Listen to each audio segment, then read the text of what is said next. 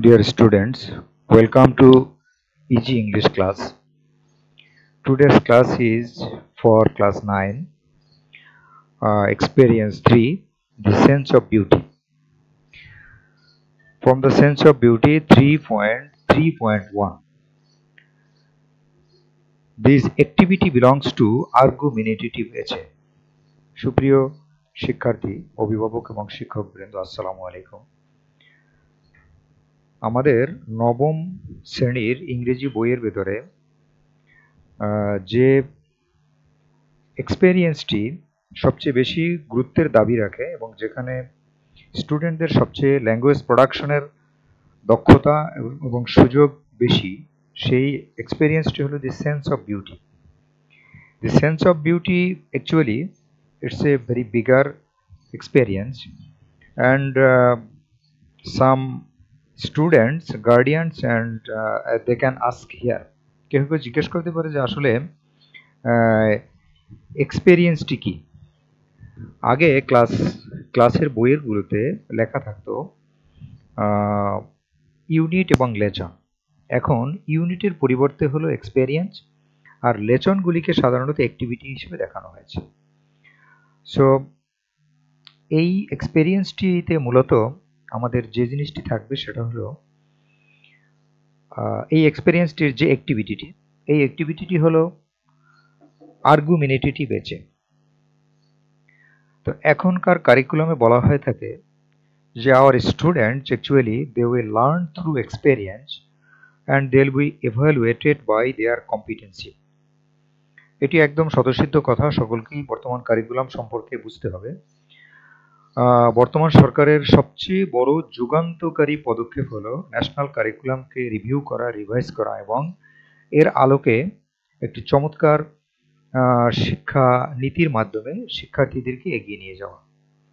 তো এই জন্য আমরা মাননীয় সরকার বাহাদুর এবং শিক্ষা মন্ত্রণালয়, মাউসি সকলকেই একজন ইংরেজি শিক্ষক হিসেবে আমি আসলে ধন্যবাদ জ্ঞাপন করছি। সো এই প্রেক্ষিতে আমি যে কথাটি বলেছি, students will learn through experience and they will be evaluated by their competency.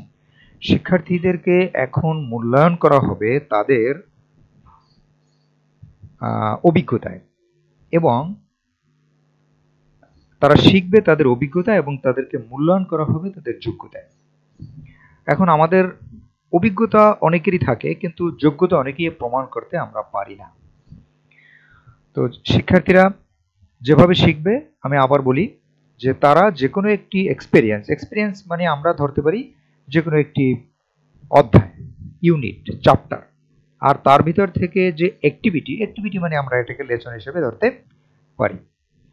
তো সুপ্রিয় শিক্ষার্থীরা, তোমরা সকলেই বুঝতে হবে আমাদের এই কারিকুলামটির আসলে উদ্দেশ্যটা হলো যে যাতে একজন স্টুডেন্ট একটি অধ্যায় বা একটি এক্সপেরিয়েন্স বা একটি অ্যাক্টিভিটি শেখার পরে সেই জায়গাটিতে সে নিজেকে আসলে কিভাবে উপস্থাপন করবে।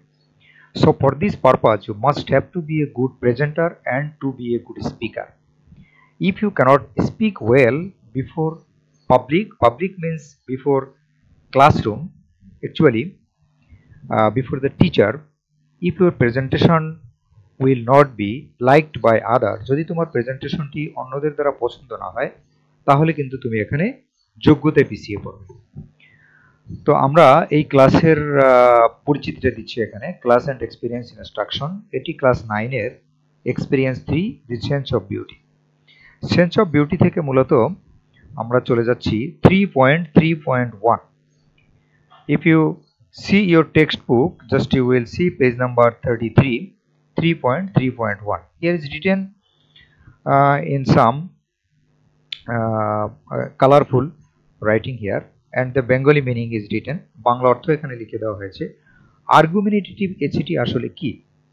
আর্গুমেন্টেটিভ এসে এই অধ্যায়টি তোমাদের জন্য সম্পূর্ণ নতুন, কারণ তোমরা এর আগে বিভিন্ন ক্লাসে পেয়েছো কম্পোজিশন, শর্ট কম্পোজিশন, যেটাকে বাংলায় আমরা ট্রান্সলেট করলে বলতে পারি প্রবন্ধ বা রচনা।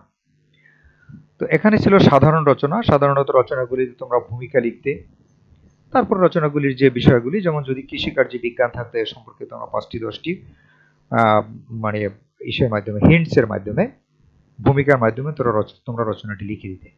কিন্তু এখানে যে জিনিসটা সেটা হলো আর্গুমেন্টেটিভ এসে, বিতর্কমূলক প্রবন্ধ। বিতর্কমূলক প্রবন্ধটি কি, এখানে মোটামুটি একটি ধারণা দেওয়া হয়েছে, তোমরা এটা পড়লেই বুঝবে। About argumentative essay, just in your textbook there are some lines in page number 32, and for your better understanding I have given a simple and easy introduction for argumentative essay.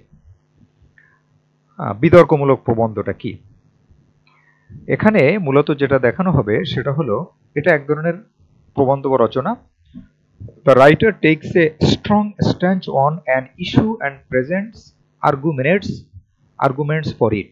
এখানে মূলত যে লেখক যে লিখবে তার একটা প্রবল একটা ইচ্ছা থাকবে এবং তার কাছে একটা ইস্যু থাকবে, একটা টপিক থাকবে, এবং এটার উপর সে বিতর্ক করবে, বিতর্কমূলক কথা লিখবে। এবং এই রচনাটা সাধারণত আর্গুমেন্টেটিভ এছাড়া সাধারণত আর build around a central argument, একটা কেন্দ্রীয় একটা বিশেষ বিতর্কের উপরে মূলত এটা স্ট্যান্ড করবে, একটা বিশেষ বিষয় নিয়ে আসতে হবে। These arguments must be supported by logical evidence and facts. এখানে কিন্তু অবশ্যই সাপোর্টিং কিছু ম্যাটার্স থাকতে হবে, সেখানে যৌক্তিক এভিডেন্স মানে দলিল বা প্রমাণ থাকতে হবে এবং ঘটনা থাকতে হবে। The primary purpose of an argumentative essay is to persuade readers to accept the writer's point of view on a particular topic. এখানে আরেকটি প্রাথমিক উদ্দেশ্য হলো আর্গুমেন্টেটিভ এসের যে একটা পয়েন্ট অফ ভিউ থাকতে হবে, দৃষ্টিভঙ্গিটা থাকতে হবে পার্টিকুলার টপিক, একটা নির্দিষ্ট টপিকের উপরে যে আর্গুমেন্টেটিভ এসে যে রাইটার যে লিখবে তার নিশ্চয়ই। It's a piece of writing that uses logical evidence and empirical data to convince readers of a particular position on a topic. Empirical কথাটার অর্থ হলো গবেষণামূলক। তো এটা আসলে মূলত একটা brain storming matter. I think argumentative essay in class 9 it has become a very gigantic step for the students because argumentative essay সাধারণত একাদশে এবং দ্বাদশে দেখা যায়। পশ্চিমবঙ্গে আমরা দেখেছি একাদশে এবং দ্বাদশে কলেজগুলোতে তারা বাংলা বিষয়ে আর্গুমেন্টেটিভ এসেটাকে তারা নিয়ে এসছে, বিতর্কমূলক প্রবন্ধ হিসেবে তাদের কারিকুলামের ভিতরে এটা তারা সম্পৃক্ত করেছে। তো আমাদের এখানে যেহেতু ইংরেজিতে আসছে, এখানে একটা থিসিসের বিষয় আছে। থিসিস মানে হলো যারা পিএইচডি করে বা গবেষণা করে তারা। তাহলে তোমরা নিশ্চয়ই একটু ভয় পেয়ে গিয়েছো এখানে।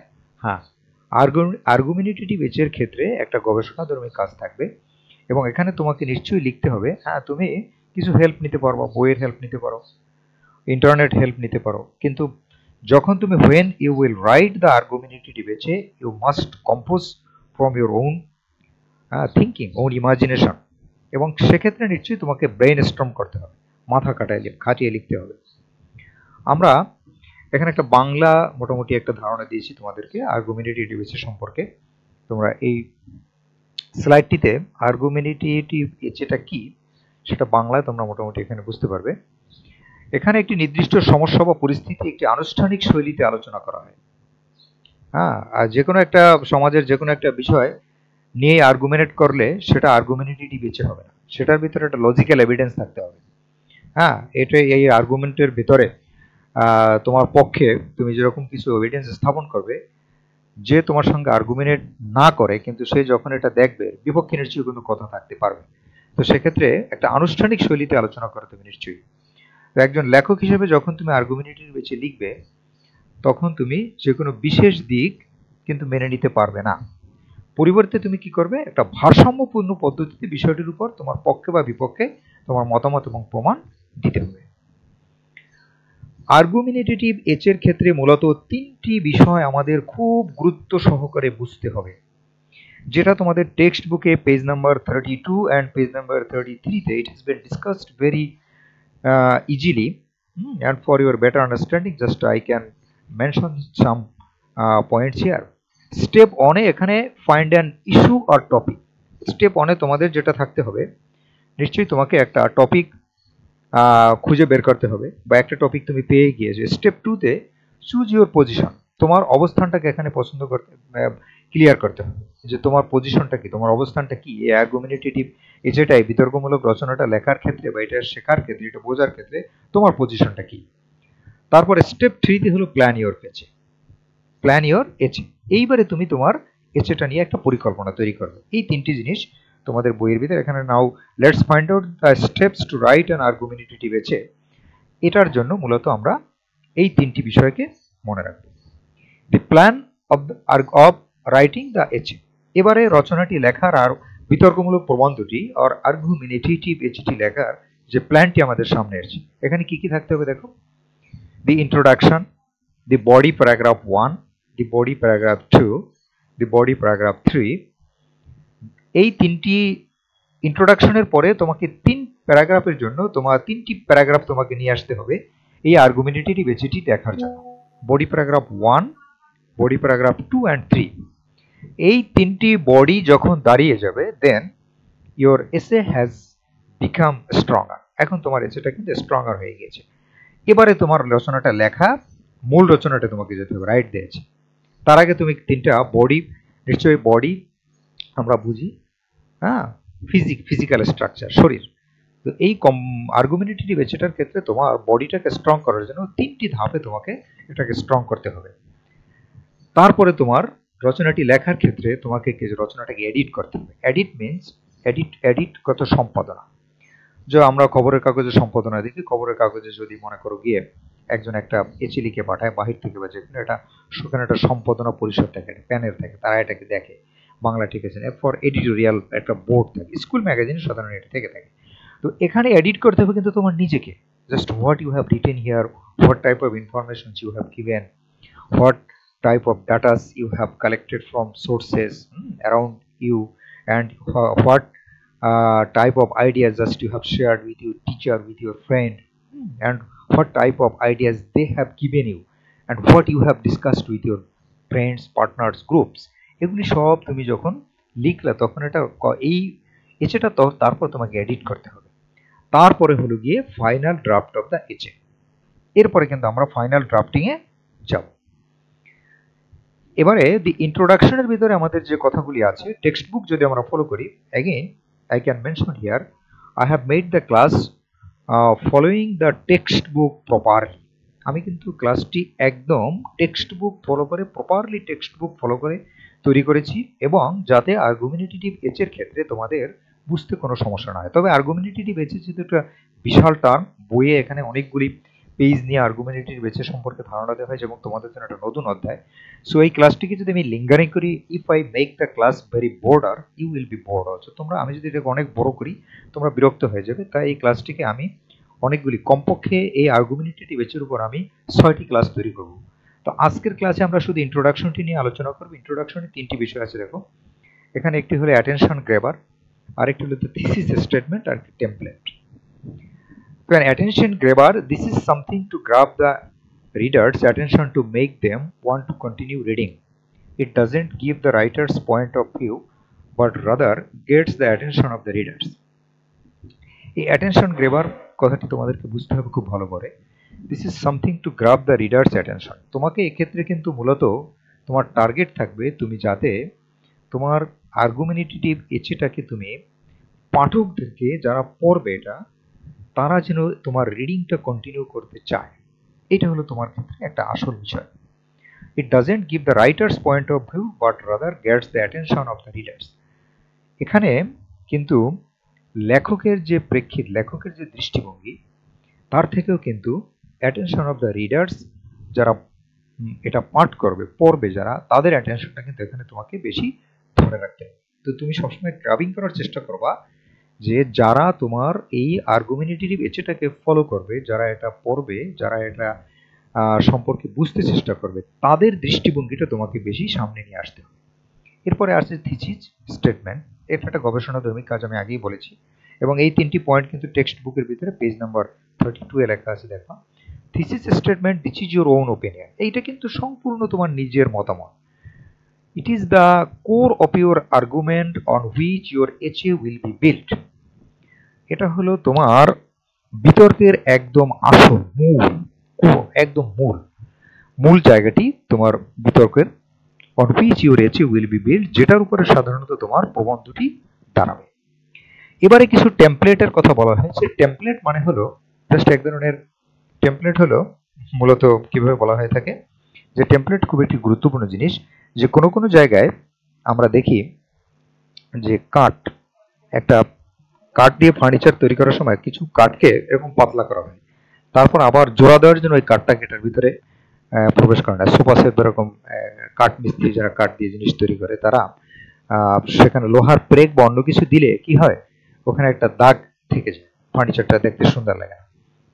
তো এটা দেখতে ভালো লাগে না, এই জন্য তারা কাঠ দিয়ে কিছু পাতলা কাঠ দিয়ে কিছু হলো গিয়ে ইয়ে তৈরি করে, যেটা দিয়ে তারা প্রেকের কাজ করে। এটা হলো গিয়ে তোমার আর্গুমেন্টেটিভ এর ক্ষেত্রে টেমপ্লেটটা হলো জাস্ট এরকমের। যে তুমি এখানে কিছু শব্দ ব্যবহার করবা, যে শব্দগুলি তোমার আর্গুমেন্টেটিভ এটাকে একটা সেন্টেন্সের সাথে আরেকটা সেন্টেন্স বা তোমার ধাপগুলোকে একটা ধাপের সঙ্গে আরেকটা ধাপে যাতে এটা সুন্দরভাবে তোমাকে নিয়ে আসতে পারে। এর জন্য সাধারণত আমরা কিছু conjunction word, linking words, connectors এগুলি আমরা ব্যবহার করে থাকি। যেমন although, even though, despite of, despite, while, এখানে কতগুলি কনজাংশন আমরা দিয়েছি। তারপর opposing point of view, your argument, তারপরে বিকজ, যে তুমি কি কারণে এটা যুক্ত করেছো, the reasons your argument is right, হ্যাঁ, যে কি কারণ তোমার আর্গুমেন্টটা এখানে যে রাইট এটা তুমি কিভাবে দেখিয়েছো।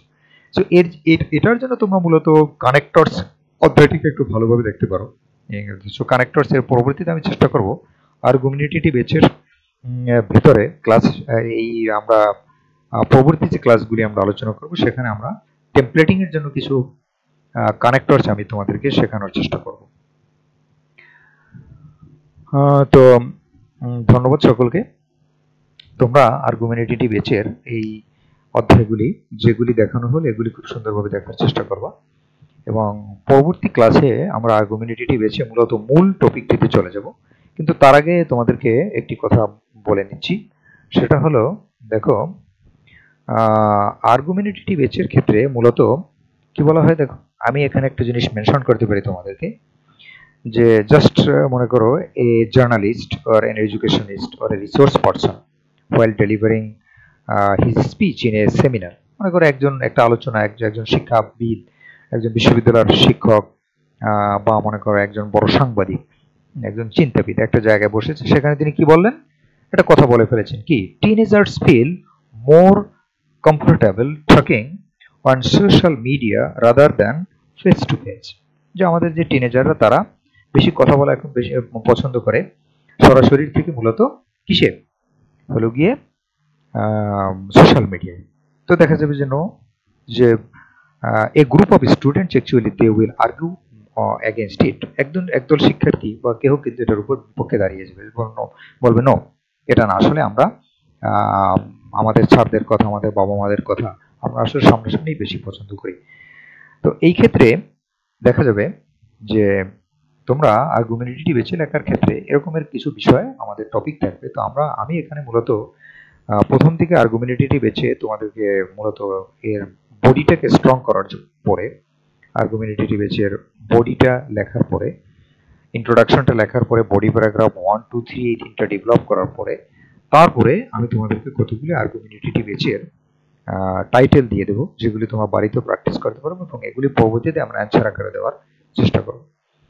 তো ধন্যবাদ সকলকে। এখানে আমরা কিছু ক্লাসরুমের রুলস দিয়েছি, তোমরা এগুলি ফলো করার চেষ্টা করবা, সবাই এটা দেখবা যে ক্লাসরুমে সাধারণত আমরা এই জিনিসগুলি যাতে যদি ফলো করি, এই পেজটা তোমরা একটু দেখার চেষ্টা করবা, তাহলে তোমরা ক্লাসরুমে আসলে ভালোভাবে নিজেদেরকে তৈরি করতে পারবা, ভালো শিখতেও পারবা। So thank you all, thank you everybody. Again I am going to finish my class here. Again thank you all.